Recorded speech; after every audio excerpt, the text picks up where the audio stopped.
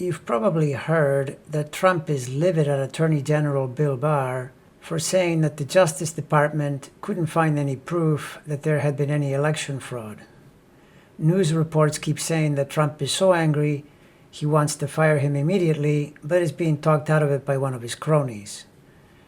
As to the fraud Barr is supposed to find, he's not finding it because there isn't any. And Barr, despite plenty of instances in which he has tried to help Trump by backing some of his worst whack job theories, like that there was something nefarious about voting by mail when in fact all logic tells you that it is the absolutely safest way since you establish an incontrovertible paper trail, or Barr's shameful management of the Mueller report, or of the street protests this past summer. Despite all of that, Barr, while obviously tilting pretty noticeably to the corrupt side through all of it, is still too smart to put himself in legal danger, especially because he knows that by January 21st, he won't have the protection of being in charge of the Justice Department.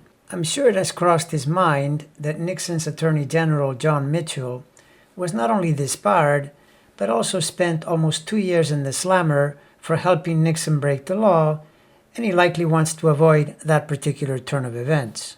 The question is, why is this happening to Barr just now from an astrological perspective? One possibility would be a birth time that would give him a late cardinal ascendant, so that it would trigger a contact with a trio of planets transiting in the late degrees of Capricorn. Of those, Saturn is usually the most dangerous toward getting fired, but in Barr's case, Pluto would also be a good candidate since it squares Mercury and will be near the moon no matter what time he was born. I suspect, however, that the best explanation is actually Neptune. And certainly this is the only valid explanation if you put aside hypothetical ascendants. Notice that his birth Neptune opposes Venus, which correlates with the low-end deception he often practices in the service of what he thinks should be an impregnable executive, a president who can do whatever he damn well pleases. Now he's finding out how badly that approach can work out, particularly when you're dealing with another deranged Neptune in the form of Trump and his totally self-serving way of doing things. So basically, Neptune is a dynamic planet, but also a dangerous planet that can stir up trouble. Now, transiting Neptune made its station only 4 days ago, and when planets station, they radiate the most intensity in their cycle. This means from mid-November to mid-December, the period of time that encircles the November 29 exact station point, transiting Neptune is radiating a lot of energy, and it is opposing the precise midpoint of Barr's Mars-Saturn conjunction. I'm going to guess this is the period when Barr is most at risk of getting canned.